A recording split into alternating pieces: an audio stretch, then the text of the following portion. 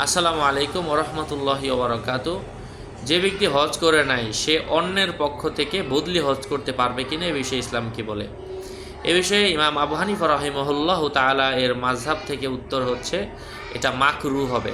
কোনো কোনো মাযহাবের মধ্যে এসেছে মাকরুহে তানজিহি হবে। কারণ যে নিজে হজ করে নাই তো তার নিজের হজ তো আসলে যদি কেউ আগের নিজের উপর যেই হজটা ফরজ হয়ে রয়েছে ওটা যদি কেউ করে এবং সে অন্য ব্যক্তির পক্ষ থেকে হজ করে দিতে পারে, অন্য ব্যক্তির ফরজ হজ সে আদায় করে দিতে পারে, বদলি হজ।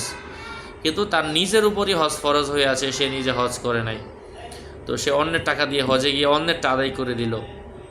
এক্ষেত্রে ওলামায়ে কেরাম বলেছেন যে এটা মানে মাকরু হবে হানাফি মাযহাব অনুযায়ী। আল্লাহ আমাদেরকে বোঝার তৌফিক দান করেন। এই জন্য অন্যের পক্ষ থেকে বদলি হজ করলেও আমরা মানে হজ করবো আর কি।